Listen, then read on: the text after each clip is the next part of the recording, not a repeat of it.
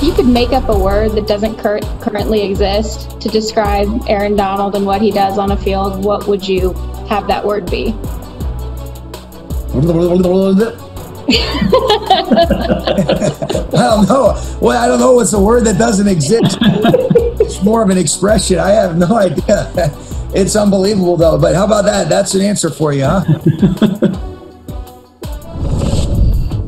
Hey, Coach McVay, if you want some words that don't exist, you need to talk to our guy, Chris Sims. He can naturally, more naturally than Baker Mayfield and Odell Beckham Jr. will ever have chemistry, Chris Sims naturally comes up with words that don't exist, and then they are forever recorded in the book of Simsisms. That's Sean McVay talking about Aaron Donald, two-time Defensive Player of the Year, surefire Hall of Famer, still one of the most disruptive forces in the NFL, even when you put three guys on him. All right, here's what we did, and this is something we're going to do on a regular basis. We're going to go back, games from the prior weekend, rewatch them, talk about them in depth. Charean's choice this week, the Cowboys and the Rams. I'm stunned that you selected the Cowboys game. Although the Cowboys lost.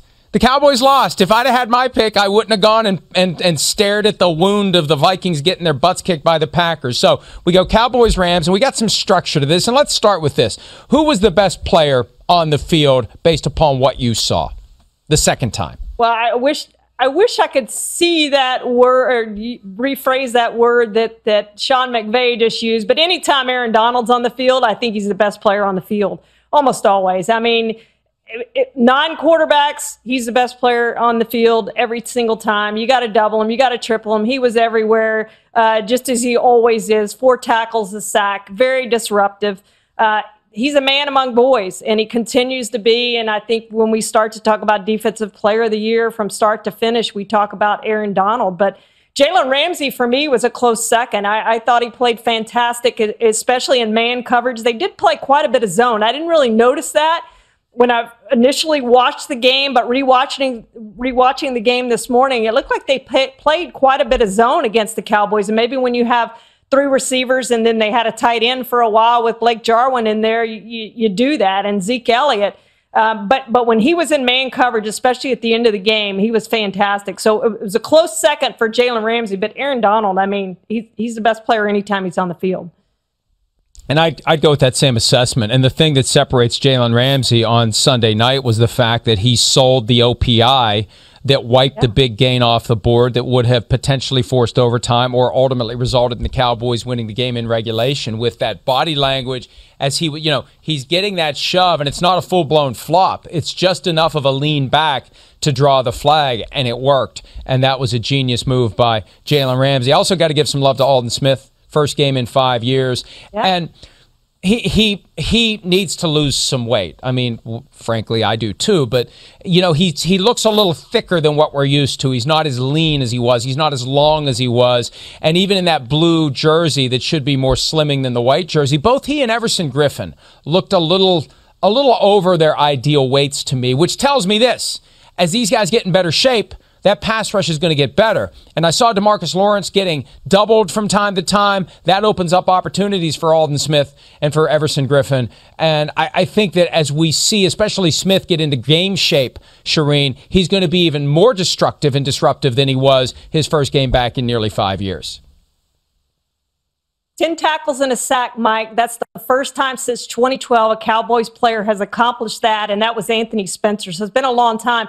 So not having played in 5 years, that was fantastic performance, and I think bigger and better things to come. And we may see him look a lot like he did his first couple of years in the league. I mean, that was impressive, having laid off that long. There was no rust whatsoever. Yeah, he had 42 sacks in his first 43 regular season games, which is uncanny, and now he's 1 for 1 in his return. We love a good redemption story, and the sky's the limit, possibly, for Aldon Smith. All right, who had a game they'd like to forget, Charean? Well, I think you point to Greg Zuerlein. I know it was a long field goal, but the 53-yarder he missed in the first half, he's made a ton of those. He's made 58.9% of his 50-yarders in his career, counting the one that he missed the other night. And he just expects to make those. And he said he would love to have that one back. And, of course, at that point, it would have been a tie game, and it would have been a no-brainer there on 4th down. You kick the field goal to take the lead late in the game, 23-20. But they didn't have a tie game, and they chose not to kick the field goal at that point. He did make a 33-yarder, but him going against his former team with John Fossil, the special teams coordinator who had gone from the Rams to the Cowboys, I think it was really big for him, and he would have loved to have made that one, especially if it would have made that big of a difference in the game. I'll tell you what, I am going to go with Kellen Moore, the play caller for the Dallas Cowboys. Yeah. He's calling the plays, right? He's still calling the plays. He's running the offense. He's calling the plays. He should want to blame that on someone else for the final drive of the game. They got the ball back with well over 2 minutes. I think it was like 2:28 when they get the ball back, and I know they have a long way to go, but they only need a field goal to force overtime. And the clock's just bleeding. Like it just was lackadaisical. No and rhythm. Some of that's on Dak Prescott too, but they never could get it going. There was a lot of short passes, Charean, that weren't thrown toward the sidelines with the idea of stopping the clock. I think that they got lulled into thinking, we got plenty of time. There's 2:28 left. They only had one timeout remaining.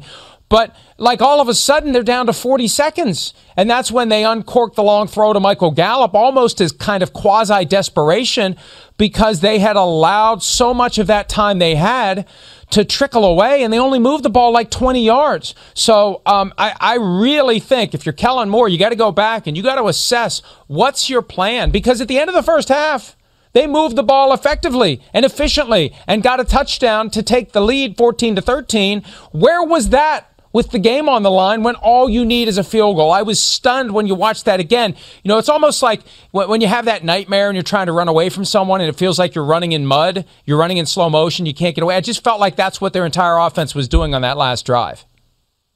Well, and Cowboys fans still are questioning why Mike McCarthy isn't calling the play, something that he wouldn't give up in Green Bay. He's allowing Kellen Moore to do it. He's in his second year of doing it, first game of his second year. And to me, it was not a very good, well-called game, and a lot of questions in that, especially you're right at that last drive that they had. But we're going to get into some more of the third down and fourth down plays there when they decided to not kick the field goal and go for it. But there were some questionable calls in that game by Kellen Moore. And let's stick with that, Charean. The play that I think was the most significant of the game, both from a call standpoint and from an execution and design standpoint, the 4th and 3 with plenty of time left in the game. Right, my preference in that spot: take the field goal, tie the game, assuming the field goal is good. And who knows, with Greg Zuerlein, maybe it wouldn't have been good, but it wasn't a 50-plus yarder. It was a kick he should have made. Make it a tie game and move forward. Instead, the third down play. And when you go back and look at that, I noticed one.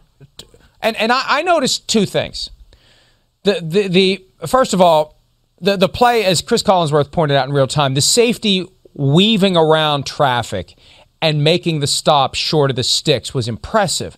But also, to put the ball in the hands of a rookie who, I think, when you look at CeeDee Lamb's body language after he makes the catch, I don't think he had any idea there was someone right on top of him. There was none of that effort to stick the ball out, to lunge his body forward. It looked like he was trying to just think about where, is he going to go to the sideline? Is he going to cut it up? And the next thing you know, he's got someone on top of him before he can get to the line to gain.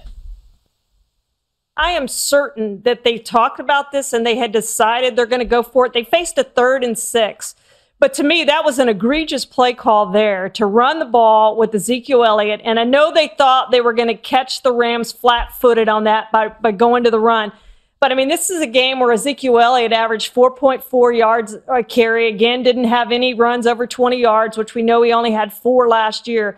He didn't pick up the first down. So now you face a 4th and 3, and you go to your rookie receiver, who I know we think is going to be really good, but he's in his first game, no preseason. He doesn't run beyond the sticks. A rookie error right there, and he probably didn't know that Jordan Fuller was right there, but no effort to make the first down once that Jordan Fuller was there. And it was just a huge, to me, it was more on the play caller and the decision by Dak Prescott, perhaps, than it was by CeeDee Lamb not getting there to the sticks. But yeah, rookie error and all those things just combined to now the Rams have the ball, and you never get any closer to that, to tying the game or winning the game. Cowboys fans wanted this coach to be aggressive. He was aggressive. It's hard to argue about him deciding to go for it on 4th down, but I would have liked for them to do something different on that 3rd down play. And then they still had the chance to tie the game and or win it. We talked about the OPI call that was sold aggressively and successfully by Rams cornerback Jalen Ramsey. Here's Mike McCarthy, coach of the Cowboys, in the aftermath of the game one day later, talking about the decision to wipe that big gain off the board. I mean, the Michael Gallup call, I mean, it's just made me sick when I watched the TV copy. I thought Michael ran an excellent route. He gets his hips over top of the DBs, and DB attempts to clamp his arm, and actually is clamped his arm, and he pulls his arm out and makes a catch. It's definitely a call you like to see not happen. And I know everybody wants to talk about the time of the game and and the way the game was called to that point, but at the end of the day, it was an excellent route and throw and completion by Michael Gallup and Dak. I think it's funny. He says everybody wants to talk about the time of the game. He's the one that talked about the time of the game. He's the one that said this is the time of the game where you don't make that call, and he's right. He pivoted on Monday to the idea that at any time of the game, that call shouldn't be made. And, hey, Charean, maybe I'm forgetting or not properly understanding how this works, but aren't you supposed to not be criticizing the officiating? It's going to be interesting to see whether or not Mike McCarthy ends up getting a letter from the league. The league's more concerned about guys wearing their masks. Maybe he's found an opportunity to criticize the officials when the league's otherwise got its hands full. But this is the kind of thing they don't want coaches to do, because he is dangerously close to the line, if not over the line, by pointing out that he doesn't believe that call should have been made. And pass interference, obviously, in recent years has become a sore subject for the NFL. And Mike, I asked this in my post yesterday. If that's not Jalen Ramsey, if it's not one of the best cornerbacks in the NFL that sells that play, does that flag get thrown? And I watching it again today, I watched it multiple times. I did see 2 flags, and they did come out, I would say, really quickly before Jalen really starts selling it. They were quick flags, and there were 2 flags. There wasn't just 1 flag. But I still question whether if that wasn't Jalen Ramsey on Michael Gallup, if that flag is thrown. Real quickly on the way out, give me a guy who wasn't as good or as bad as you first thought after further review of the game. Oh, I would say Dalton Schultz, the Cowboys' backup tight end, and they're going to be relying on him a lot. And they used a fairly high pick, a third-day pick on him, and he's done nothing in his career. He's in the last year of his contract, was not expected to do much this year. And now Blake Jarwin's hurt, and they're going to be counting on him. I thought he was better than I thought he has been in the last couple of years. For me, it was Jared Goff, but not that he was as good or as bad as I originally thought. I emerged with no opinion. I thought I'd watch it again and think, hey, you know what, he was pretty good, or oh, you know what, he was pretty bad. It was a mixed bag for Jared Goff. He had that great throw on that third down conversion to Josh Reynolds where he was covered. Yeah. He was covered. And he put the ball in the only spot where it could have been made to extend the drive. But then, he's got that long looping motion. There was a ball that was tipped, I think, by Everson Griffin at the line of scrimmage. And there was a screen pass, and I don't know. I'm anxious to see whether they ask him about it this week. There was a screen pass they set up with motion to the other side, and Robert Woods was open. And Goff, threw the ball into the ground, and it came up and it hit the offensive lineman right in the ass. And I'm thinking, man, that was ugly. But then when you look, there was a Cowboys player closing on that hard, and I wondered whether that was a smart abort by Jared Goff to see that play was red and it was going to get ugly. The guy was going to get blown up or maybe picked off, but it was an ugly-looking throw at the moment, but it may have been a smart move by Goff. So I don't know. He was neither. And I didn't expect to watch that game back and emerge thinking Jared Goff was neither good nor bad. Hi, I'm Mike Tirico, and thanks for watching. Make sure to hit subscribe for the latest news and highlights from NBC Sports.